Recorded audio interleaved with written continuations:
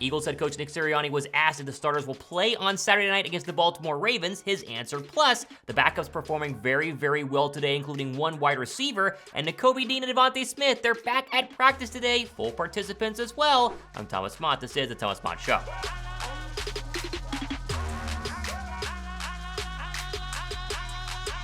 What's up, guys? Thomas Mott here. Welcome to the Thomas Mott Show on a Thursday. It's the final Eagles practice before their very first preseason game coming up Saturday night, 7 p.m. Eastern Time. We'll have that live show here on the Thomas Mott Show, obviously against the Baltimore Ravens. However, we got to break down what happened at practice today, and we start with very, very good news. First of which, Devonta Smith, he was back. He went to the Henry Ruggs sentencing yesterday up there in Las Vegas to support his longtime friend and former teammate at Alabama. He came back and was obviously a full go for Eagles practice today, and he looked very, very good. Not to be outdone, Nakobe Dean, I thought he wasn't going to get back this week, and yet here I am being wrong. He was out there as a 100% off the injury report, full participant in the Eagles practice today. He moved right back into the first team linebacker reps, had the green dot on his helmet, and looked ready to go. Now, will he play on Saturday? We have no idea. However, it is really, really good news to see Nakobe Dean back out there after I thought an ankle injury might keep him out maybe a couple more weeks. They just wouldn't really give us a lot of details. They said soon, soon, soon. And that was weeks and weeks and weeks ago. And yet, here we go ahead. He's back. He's ready to play. Thumbs up for Nakobe Dean being back with the first team defense. Now, before practice, Nick Sirianni was out there with the media answering a bunch of questions, although he was interrupted pretty rudely. At the stadium practice on Sunday night, I needed a little bit more work. I needed to, not be. I had to be.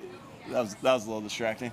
But I had to be locked into. Yeah, that's Shawn Bradley's pre-practice scream that he does every single time. Funny to see it that happen right as Nick Sirianni was answering a very serious and very important question by some of the members of the media. He was asked, though, will the starters play in the preseason opener? And it's the non-answer we all didn't want. Starters will play on Saturday.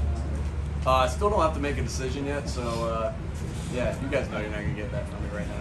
But it's a little bit different this year because you do have competition at a bunch of spots with the ones, with the first team. So how do you handle those positions? Will those candidates? As far as playing? Yeah. I don't know yet. We're still figuring out. I don't have to make a decision quite yet on that.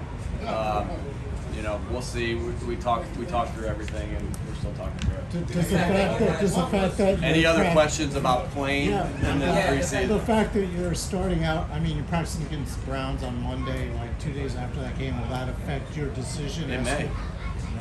Unsure.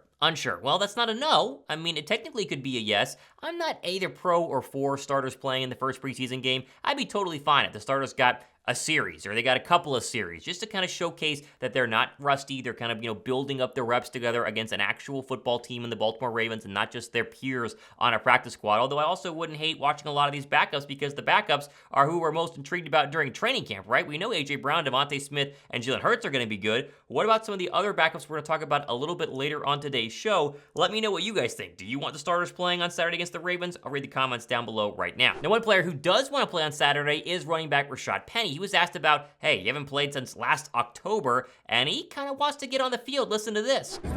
Get back to the field again and playing football. I haven't played since October, so to get in there and get live game reps, and also showing the comfortability of the playbook is huge for me. So I'm excited about it. How is that comfort with the playbook coming along? It's been a couple weeks, I guess. You feel like you know it all? Yeah, every day it gets better. It's just once you get that learning curve out of your head, you play faster. So, that's definitely what's been happening to me the last couple of days, I should say.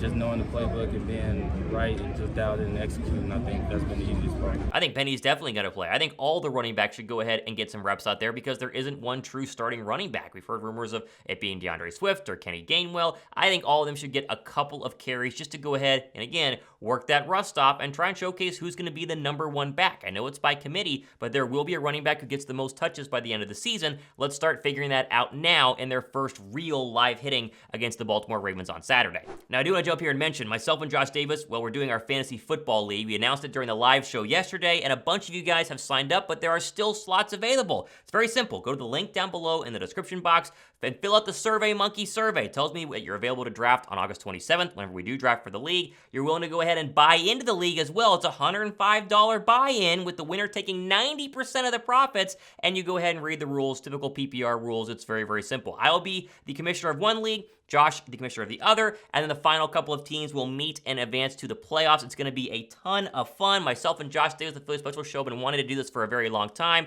It's only for serious fantasy football players, out there, because the buy-in is a little high, $100, but the payout, if we have 32 total people, you're winning a bunch of money here, and I think it'd be a really fun opportunity. So if you want to do it, go ahead and go to the Survey Monkey, fill out the survey, put your email in, and send me that Venmo, and I'll lock you in and send you an invite to the league, and it's going to be, hopefully, the most fun fantasy football league that you've done so far. Now, one indication on who will play on Saturday was at practice today, and LHR Parks has it here. Short practice, lots of work for the backups, and that kind of gives you an indication that maybe the starters will not play on Saturday, or at least will not play for an extended period of time, as we would expect, right? One series for Jalen Hurts, get him out of there, and then bring in Marcus Mariota, the number 2 offensive lineman, and all these backup wide receivers who are trying to go ahead and make the roster. That would be my best guess for what happens, but obviously we have to go ahead and wait and see. Now, one player I'm super excited to watch or play on Saturday is the wide receiver Joseph Ngata. He got first-team reps in 7-on-7s today. First-team reps. That doesn't mean he's taking A.J. Brown or Devonta Smith's job, but it does showcase how they feel about this undrafted free agent wide receiver. They love him. They absolutely love this guy. He will make the football team, unless he has the worst final 3 weeks of preseason or a training camp